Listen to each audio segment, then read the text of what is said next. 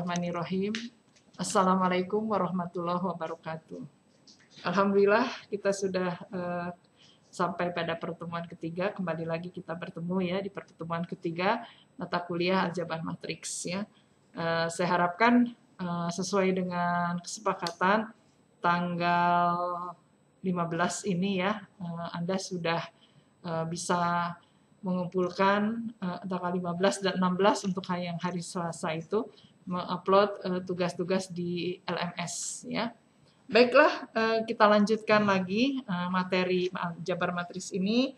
Kemarin kita sudah sampai halaman 34 bahwa ada sifat-sifat pada operasi perkalian matriks ya. Di sana terlihat bahwa AB ya terdefinisi tapi BA tidak terdefinisi, jadi tidak bersifat komutatif ya. Lihat halaman 35 atas bagian C, sifat-sifat pada operasi perkalian matriks ya. Untuk bilangan real A dan B kita selalu mendapatkan A, B sama dengan BA. Itu untuk bilangan real ya. Yang disebut hukum komutatif perkalian ya. Akan tetapi untuk matriks A, B dan BA tidak harus sama ya. Maka ada di sini ada 3 alasan atau ada 3 alternatif kemungkinan. Yang pertama, AB terdefinisi, BA tidak terdefinisi. Ya. Ini terjadi misalnya jika A suatu matriks berordo 2 kali 4 dan B berordo 4 kali 3. Yang perhatikan contoh 1.27. Ya. Kemudian yang berikutnya kedua, A, B, dan BA keduanya terdefinisi. Ternyata A, B, dan BA itu terdefinisi. Tapi kita lihat lagi, tetapi mempunyai ordo yang berbeda. Ya. Dia terdefinisi, kalau ordo berbeda tentu kedua matriks tersebut tidak sama. Karena syarat dari matriks yang sama adalah ordonya juga harus sama. Ya. Misalnya jika A bermatriks berordo 2 kali 3 dan B bermatriks berordo 3 kali 2. Anda bisa perhatikan contoh 1.28. Ya.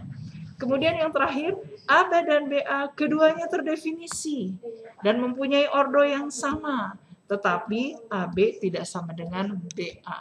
Sama saja ya, sudah dua-dua terdefinisi, mempunyai ordo sama, tapi AB dan BA tidak sama. Itu bisa Anda perhatikan di contoh 1.29.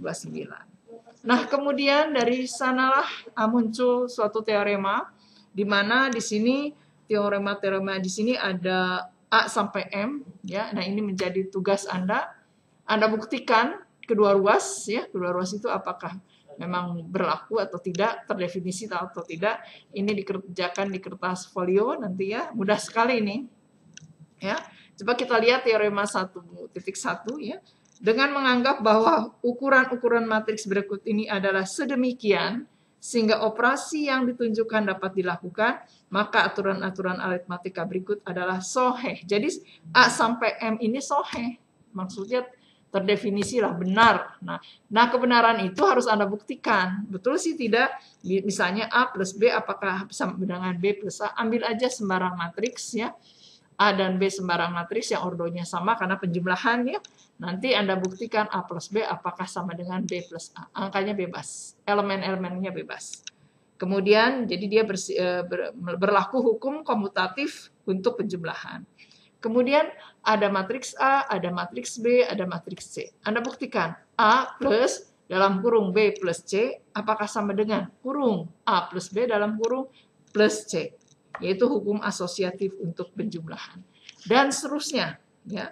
Sampai dengan M. Anda buktikan dengan mengambil elemen-elemen matriks-matriks tersebut, terserah Anda sebarang bilangan. Yaitu tugas di kertas folio. Ya. Kemudian ada lembar aktivitas 1.3 halaman 36. Ini pun dikerjakan, nanti di-upload ya di LMS. Yang di-scan adalah bukunya. Jadi ini sengaja titik-titik di sini itu untuk Anda mengerjakan di sini gitu loh. Jadi langsung ada tulisan Anda. Kalau dulu saya tanda tangan ini ya, kalau tatap muka. Kalau sekarang gimana tanda tangannya ya? Anda di mana, saya di mana gitu ya. Oke, nah itu tentang perkalian matriks ya, operasi-operasi pada matriks ya, termasuk ada penjumlahan, perkalian skalar dengan matriks, perkalian matriks dengan matriks. Nah, sekarang bagaimana penerapan matriks dalam kehidupan sehari-hari? Ini yang sangat sederhana sekali ya. Saya katakan kemarin bahwa penggunaan matriks itu banyak sekali di berbagai disiplin ilmu, terutama bidang ekonomi, bidang teknik, ya, dengan berbagai puluhan variabel, ratusan, dan sebagainya. Nah, sekarang ini penerapan matriks dalam kehidupan sehari-hari yang sangat sederhana. Anda lihat halaman 36, penerapan matriks, ya. Pada kehidupan sehari-hari, konsep matriks digunakan untuk menyatakan hal-hal yang bersifat kompleks, ya. Berikut ini akan diberikan penggunaan matriks pada perusahaan berskala besar, tetapi dengan penyederhanaan permasalahannya. Ya, contoh 1.30. PT Makmur Karya, sebuah perusahaan multinasional yang bergerak di bidang penjualan pakaian olahraga, ya, mempunyai beberapa outlet di beberapa kota. Tabel berikut menyatakan inventory dari setiap outlet pada tahun 2001. Lanjut, halaman 31. Nah, di data inventory dari setiap outlet pada tahun 2001 pada setiap kota-kota yang ada outletnya.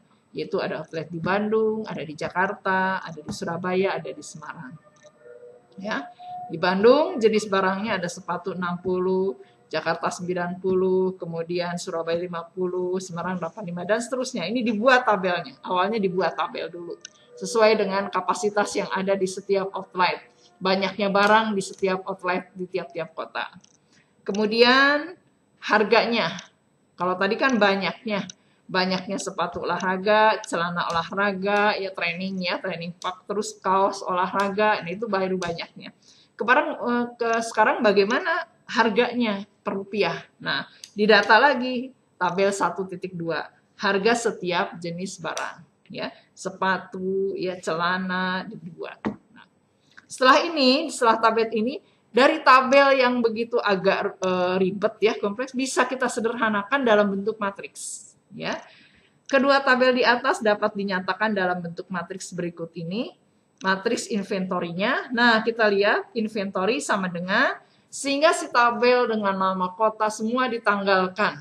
Sehingga yang ada adalah elemen-elemennya. Lihat, dari tabel yang di atas, tabel 1.1, kita hanya menyalin 60 pada baris pertama nih, ya. 60, 115, 150 itu untuk Bandung, boleh ditulis sampingnya Bandung, ya. Kemudian 90, 75, 45 untuk Jakarta, dan seterusnya. Inventory itu. Matriksnya untuk matriks inventory. Kemudian matriks untuk harga. Nah, kita buat lagi matriks menjadi matriks kolom. Yaitu harga 250.000 untuk harga satu sepatu, ya. Kemudian 175.000 untuk harga celana olahraga. Kemudian 95.000 untuk harga kaos. Nah, dari kedua matriks di atas dapat diketahui matriks total nilai inventory tersebut, yaitu inventory kali harga. Nah, jadi kita gabungkan perkalian yang inventory dengan harga. Lihat halaman 37, paling bawah, nilai inventory adalah matriks yang inventory dikali dengan matriks harga. Ya. Kita lihat halaman 38 hasilnya. Ya, hasilnya. Nah, ini untuk Bandung, 47.950.000, dan seterusnya untuk Jakarta, untuk Surabaya, dan Semarang. Nah, jadi jika selama tahun 2001 setiap outlet berhasil melakukan penjualan seperti yang dinyatakan pada tabel berikut ini, seperti ini, maka bisa dikurang, ya. Jadi inventory, jadi ini yang harusnya kalau terjual semua, yang atas itu yang paling atas. Bagaimana kalau yang harga ini hasil penjualan, yang tabel 1.3, kan kadang-kadang kita ngejual barang nggak semuanya habis, ya. Jadi ada sisa. Nah, jadi berarti di sini kita inventory dikurang barang yang terjual seperti ini.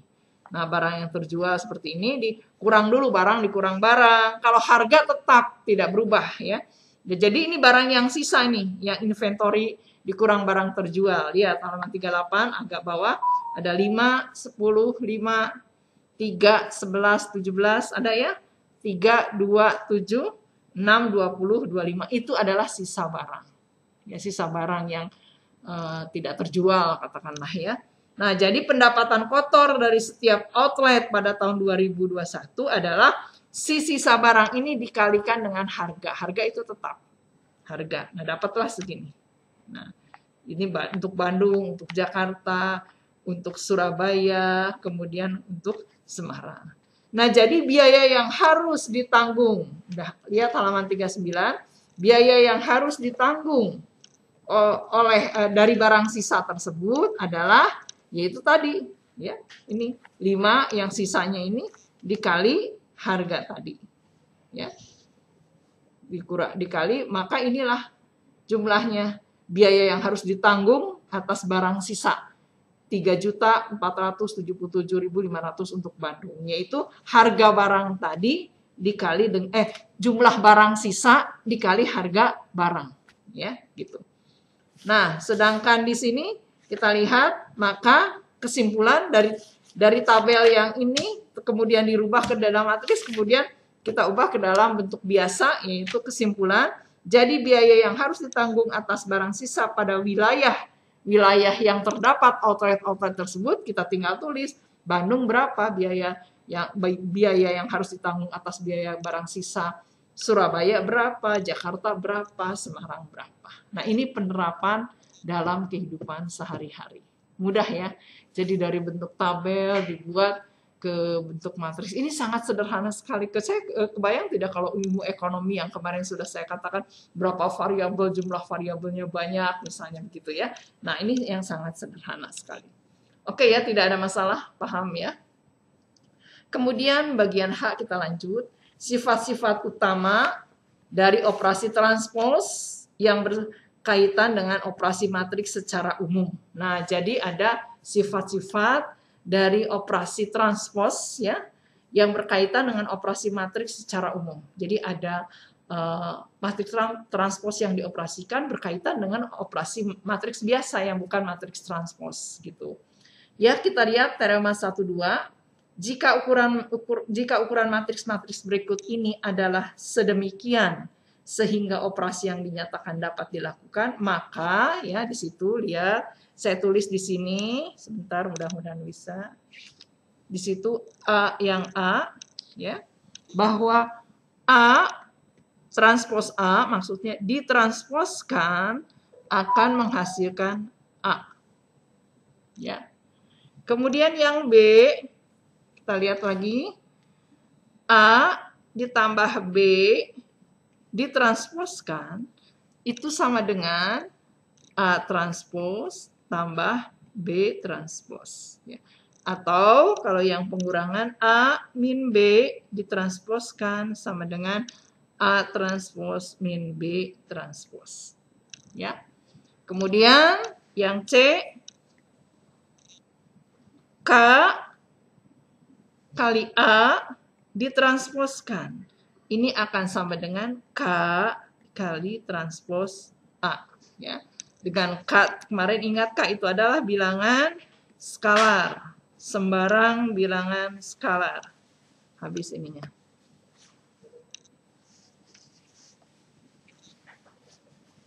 K sebarang bilangan skalar. Gitu. Ya. Yang D, ya. Nah, perkalian A kali B ditransposkan. Bentar, kalau habis ini. Ditransposkan akan sama dengan B transpose dikali A transpose. Ini teorema 1.2. Nah, silakan dibuktikan.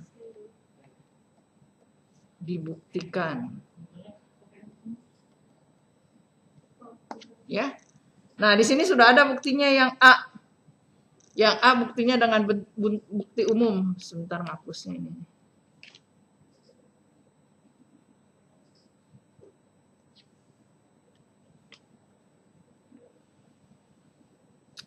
Nggak ada ya.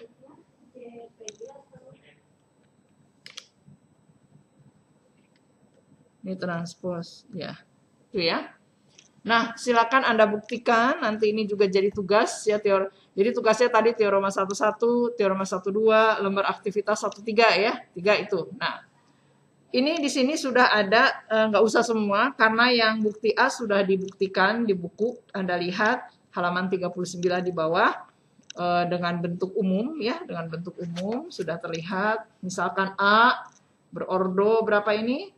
3 kali 4, maka A transposnya berordo 4 kali 3, ya, dengan bentuk umum. Kemudian A transpos ditranspos kembali ternyata menjadi A. Nah, jadi kerjakan pembuktian lain sebagai latihan. Jadi yang Anda kerjakan dari mulai B, C, D. Ini, ya. Paham ya? Itu. Nah, kemudian kita lanjutkan lagi. Masih bentuk transpos matriks, ya. Halaman 40. Matriks-matriks yang berbentuk A kali A transpos dan A transpos kali A. Ya. Hasil kali matriks yang berbentuk A kali transpos dan transpos kali A muncul dalam berbagai penerapan. Jika A suatu matriks M kali N, maka transpos A sudah jelas. Kemarin sudah dibahas matriksnya berbentuk N kali M. Sehingga hasil kali A kali transpos A dan transpos A kali A, keduanya adalah matriks bujur sangkar M kali M. Dan N kali N. Ya, sekarang Anda lihat halaman 40 ya. Coba saya hapus dulu sebentar. Ini sudah ada ya, tinggal dilihat aja ini. Ini hanya saya pertegas aja.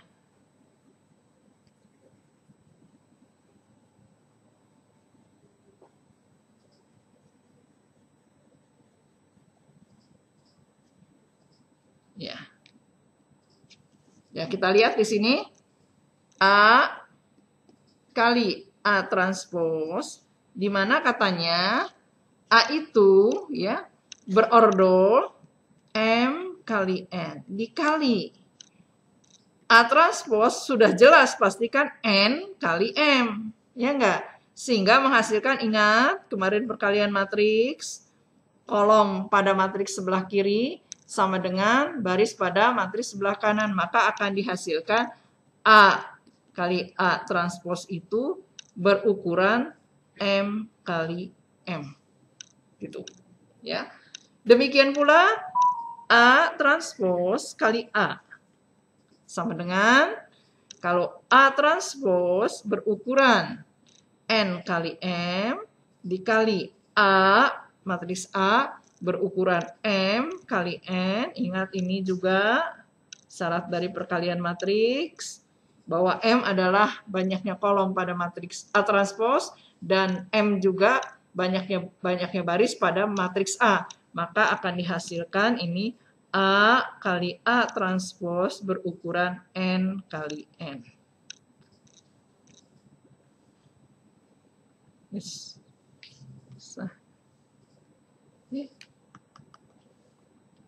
Iya, gitu. Oke, paham ya? Nah, hasil perkalian tersebut selalu berbentuk matriks simetris. Masih ingat ya, matriks simetris, ya. Seperti apa itu matriks simetris? Ya. Nah, perhatikan contoh berikut. Jika A diberikan ini ya, saya hapus dulu. Terus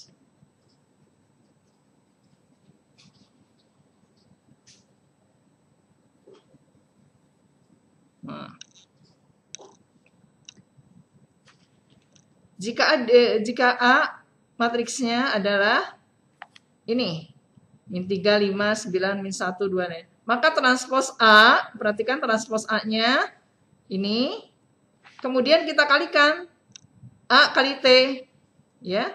A-nya yang mana? A kali AT, AT itu saya singkat aja ya, A pangkat T, A transpos T, A transpos T ya, matriks transpos A. Ya, A kali matriks transpos A menghasilkan ini. Ini adalah matriks simetri. Perhatikan ya. Coba saya salin saja. Jika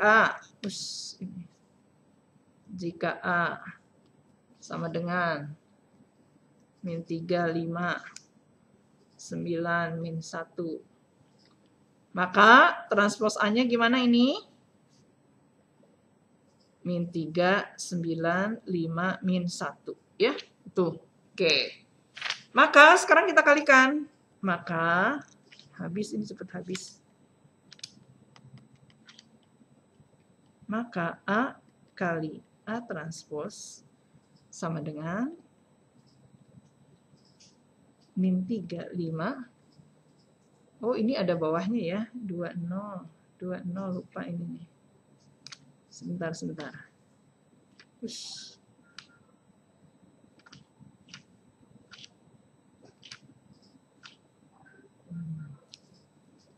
Ini berarti juga ini nih, saya hapus.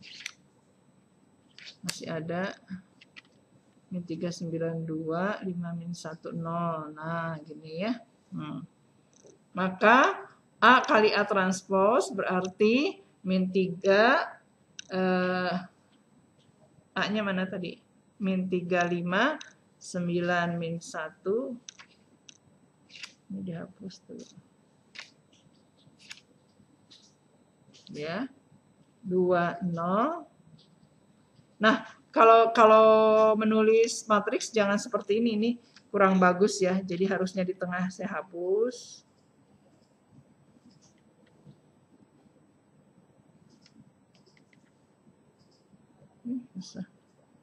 Nah, yang bagus itu sama dengannya di tengah-tengah.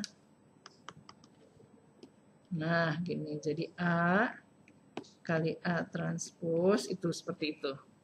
A transposnya terus cepat habis ya. Min 392, 5 min 10. Maka menghasilkan di sini langsung kita lihat aja ya daripada dihitung lama ya.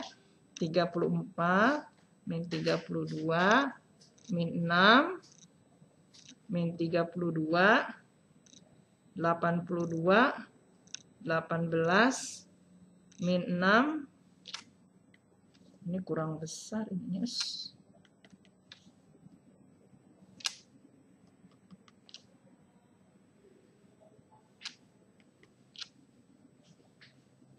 Min 6 18 4. Nah, ingat, lihat halaman 40, pernyataan hasil kali perkalian tersebut selalu berbentuk matriks simetri. Masih ingat matriks simetri apa? Ya, berarti diagonal utama sebagai cermin. Ini diagonal utama, saya beri garis putus-putus.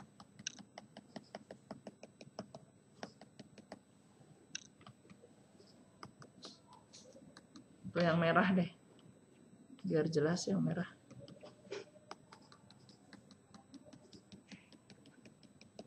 Ini diagonal utama sebagai cermin. Sebagai cermin. Ya. Lihat. 32 bercermin dengan 32. Min 6 bercermin dengan min 6. 18 bercermin dengan 18. Nah, itulah yang dimaksud dengan matriks-matriks yang berbentuk ini, yang berbentuk A kali ya, saya di sini saja. A kali A transpose dan A transpose kali A. Maka hasilnya katanya akan berbentuk, ini berbentuk matriks simetris. Ya, itu ya. Jadi ada sifat-sifat yang perlu Anda ketahui dari perkalian A dan transposnya, ya, atau transpos A dan A gitu, ya. Nah, sekarang kita lihat. Ini tadi A kali transpos A. Sekarang kalau kita cari ya, ke bawah lagi, sebentar.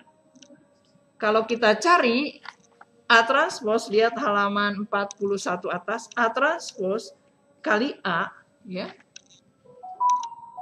Berapa? Hasilnya, langsung aja hasilnya ya. Ini betul matriks simetris juga ini. 94 min 24, min 24, 26. Ini betul-betul, ini juga matriks simetri. Simetris. Lihat, diagonal utama bertindak sebagai cermin, ini bercermin, tapi tidak bersifat komutatif. kuantitatif bahwa A, udah habis ya, bahwa A kali A transpose tidak sama dengan A transpose kali A, gitu. Ya, itu ada halaman 41. Jadi A kali A transpose tidak sama dengan A transpose kali A. Ini kali. Ya. A kali A transpose merupakan matriks bujur sangkar berordo 3. Yang ini. Nih. Matriks bujur sangkar berordo 3. Matriks persegi berordo 3. Dan A transpose kali A merupakan matriks bujur sangkar berordo 2. Ini. Nih, berordo 2. Ya. Keduanya merupakan matriks simetri, ya, sama-sama matriks simetri tapi tidak sama, ya. Oke. Nah, apabila kita perhatikan A dan transpose A memiliki ordo yang berbeda tetapi memenuhi syarat untuk operasi perkalian, ya. Nah, ini silakan Anda, ini hampir sama, silakan Anda baca-baca ini ya, halaman 41. Kemudian juga lihat ininya perhitungannya halaman 42 atas, dan terakhir Anda kerjakan lembar aktivitas 1.4 ya. Nah,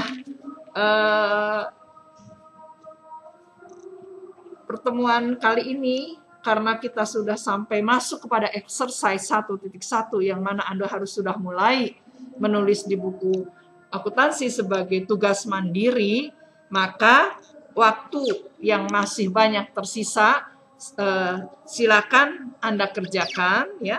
Yang tadi coba saya ulang lagi ya, yang tadi itu ini teorema. Sebentar. Saya hapus dulu. Terus saya punten parekrik ngapusna kumaha ieu.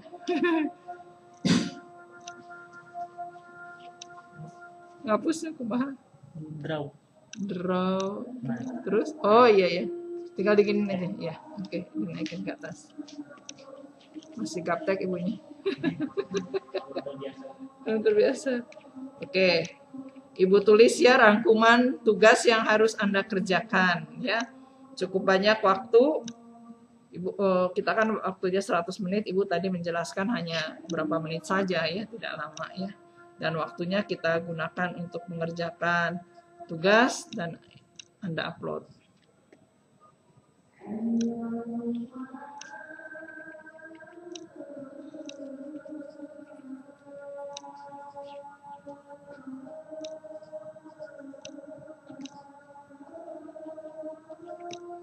Ya. Jadi tugas, sebentar. Tugas pertemuan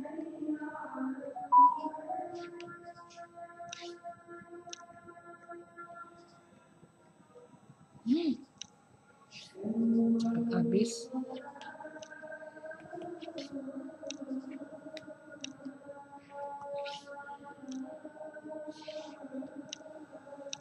Ya, tugas pada pertemuan itu. Mohon maaf saya pakai tinta merah ya, karena lebih jelas di sini menggunakan tinta merah, bukan berarti saya marah. Pakai tinta merah. Saya menggunakan tinta merah aja ya, biar jelas ya. Yang pertama teorema 1.1 halaman 35. Dengan mengambil sebarang elemen-elemen untuk matriks yang bersesuaian, untuk matriks yang diperlukan ya, untuk matriks-matriks aja lah, untuk matriks yang harus dibuktikan.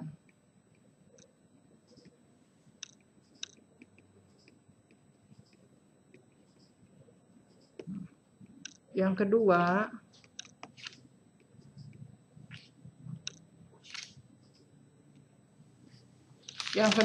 Anda lihat lembar aktivitas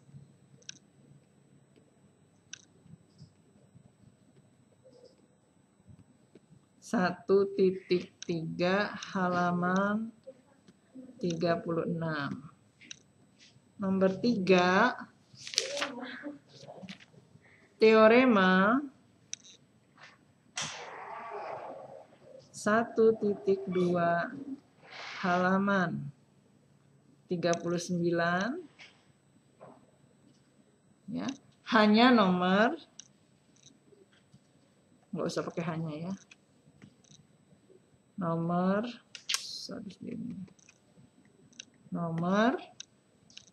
B, C, D. Tuh, ya. Dan yang keempat, lembar aktivitas 1.4 halaman 42, ya. Dan sebagai keterangan ya, Anda sebagai catatan lah ya. Saya hapus dulu. Sebagai catatan atau sebagai apa ya? Sebagai peringatan lah yang tepatnya ya, bukan catatan. Sebagai peringatan, harus diperingatkan ya. Sebagai peringatan,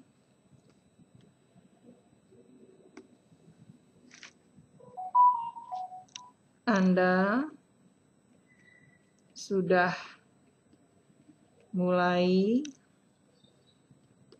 mengerjakan exercise 1.1 halaman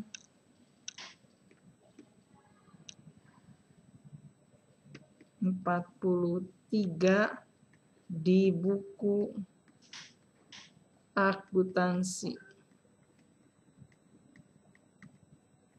sebagai tugas mandiri yang dikumpulkan akhir semester. Di akhir semester. Masih lama ya? Masih lama. Nggak usah diupload. Tidak diupload.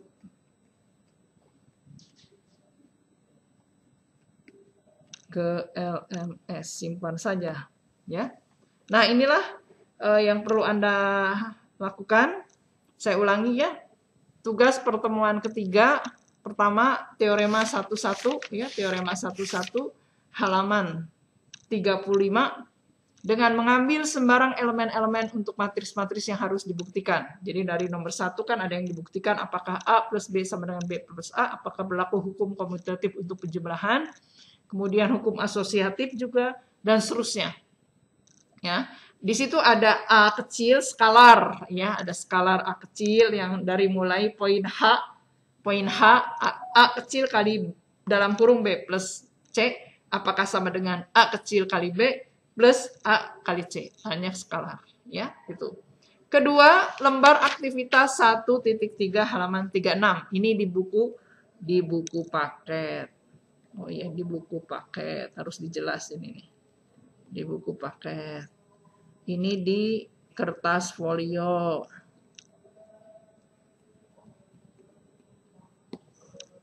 Ini di kertas folio. Ini di buku, sudah habis. Ini di buku paket. Nah, semuanya ini diupload.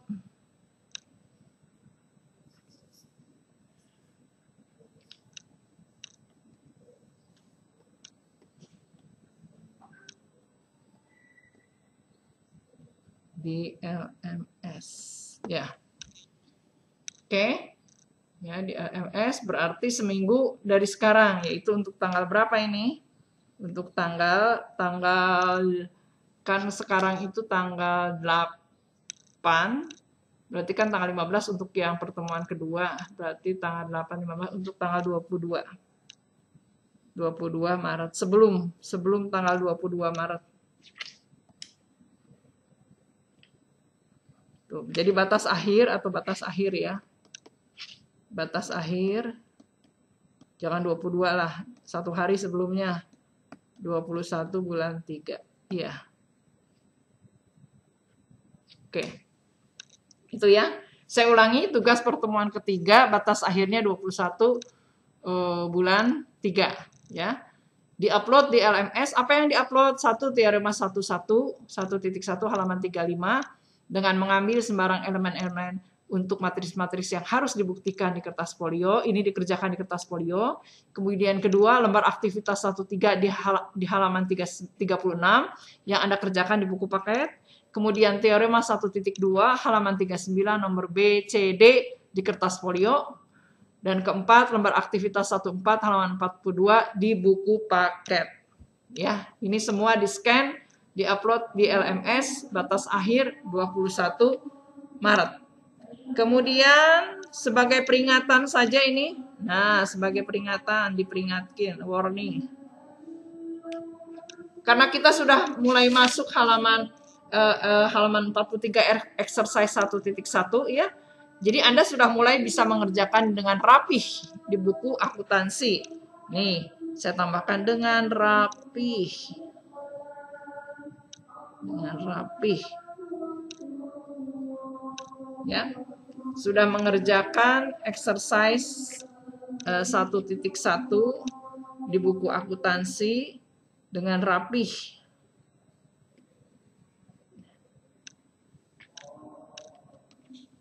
Dengan tulisan yang bagus dan rapih. Rapih. Ini sebagai tugas mandiri. Sebentar, saya hapus.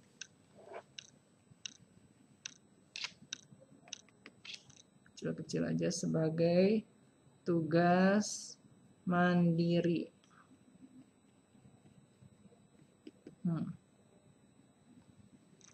Yang dikumpulkan di akhir semester.